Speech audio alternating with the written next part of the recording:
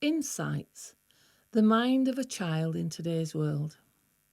Hello, this is my introduction to my new tips and advice service for parents. My name is Geraldine, and I've also been known to answer to Jez. If I sound old, it's because I am old, but I think that's how I can help you if that's what you feel you need. I have learnt many tips and shortcuts for managing relationships with children over the years. And that is the main reason I want to pass these on, whilst I can, to as many people as possible. I've been asked over the years to write a book, which, okay, I could do that. But when a teenager is shouting at you and threatening to throw something at you, then turning to page 37 in a book might not be the best course of action at that time.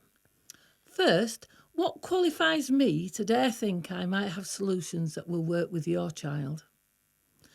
Well, I've just retired from 10 years in a very successful job helping with challenging behaviour in primary schools, mainly in the northeast of Leeds. I have also worked in high schools, children's social care, and was a single parent of 2 children for many years. It's taken years and lots of heartache to learn the bits and pieces I want to share with you, but some of them are so simple I can't understand why it took me so long to get it. I certainly wish I could have my time back again with my own children with the knowledge I have now. The primary schools all had inclusion policies. I think families need them as well. They don't have to be written, but there needs to be an understanding that a child who feels they don't fit, whether at school or home, will indeed show behaviour that most adults would express as challenging, to say the least. A child not fitting in with their environment often can be because of neurodiversity.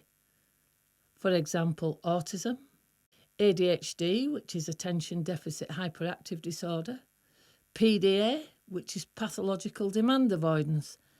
These are only a few of the many diagnoses that schools and parents are coping with in today's world, and often in environments that are not always helpful, for example, mainstream schools. A lot of my suggestions come from working with neurodiverse children, but I have always applied them to neurotypical children as well because they work. All our children are growing up in a very different environment to the one their teachers and parents grew up in. Certainly very different to the one I grew up in. We need to help them find the tools that work for their successful management of the ever-changing, unpredictable environment. Insisting on them doing it the way we did just makes it harder for everyone. When a child has a meltdown, they are often reacting to their inner environment. That inner environment is their compass. That's their map of how they cope with what is happening to them within that minute. What the adult often sees as rebellion, spoilt brat behaviour, etc., is usually fear, but it is very heavily disguised, especially as a child gets bigger and stronger, because that is what has been learnt as a means of self-protection. My intention is to approach various subjects individually and give tips and hints that might help you navigate the minefield of meeting a child's inner needs in today's environment. Each slot will start with the title, "Why Can't You?" for example, be good, and will hopefully last about 5 minutes long. I will endeavour to produce a forum within which the adult can ask for help with a specific problem, and I will produce a slot on that subject. Thank you for listening. I hope all my tips are helpful for you should you choose to follow them.